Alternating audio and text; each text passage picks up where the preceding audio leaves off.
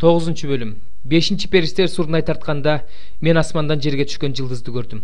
Ал жылдызга түпсүз туңгуюктун ачкычы берилди. Ал түпсүз туңгуюкту ачканда чоң мештен түтүн чыккансып, андан түтүн чыкты. Түпсүз туңгуюктан чыккан түтүндөн улам аба карарып, күн көрүнбөй калды.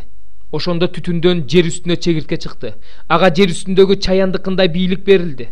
Ал чегирткеге мындай деп айтылды: жер үстүндөгү чөпкө, эч бир өсүмдүккө, эч бир даракка зыян келтирбе. Чекесинде Кудайдын мөөрү жок адамдарга гана зыян келтир. Ага аларды өлтүрүүгө эмес, 5 ай кыйноого гана уруксат берилди. Чаян чакканда адам кандай кыйналса, анын кыйноосу да ошондой эле. Ошол күндөрдө адамдар өлүмдү издешет, бирок таба алышпайт. Алар өлүмдү каалашат, бирок өлүм алардан качып кетет. Чегирткенин сырткы көрүнүшү согушка даярдалган аттардай эле. Анын баштарында алтын таажларга окшогон нерселер бар эле. Анын беттери болсо адам баласынын бетиндей эле. Чачтары аялдын чачындай, тиштери арстандын тишиндей эле. Анын кийгени темир соотко окшогон сооттор эле. Ал эми канаттарынын шуулдоосу согушка бара жаткан көп атка чегилген арабалардын калдыраганына окшош эле. Анын чаяндыкындай куйруктарында болсо уусу бар эле.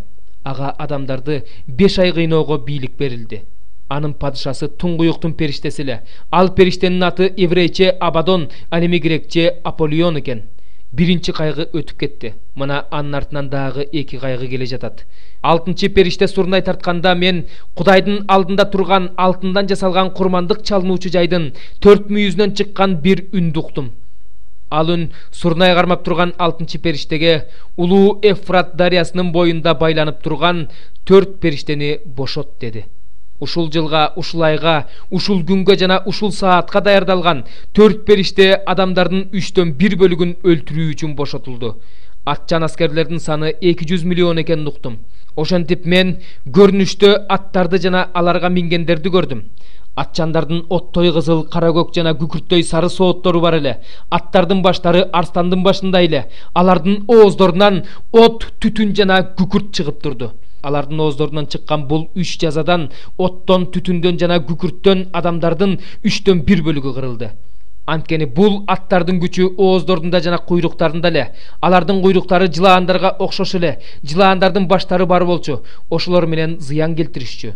Бул 3 жазадан өлбөгөн адамдар болсо, жиндерге жана өздөрүнүн колу менен алтындан, күмүштөн, жезден, таштан, жыгаштан жасалган, көрбөгөн, укпаган, баспаган кудайларга табынышкан үчүн өкүнүп тобо кылышкан жок.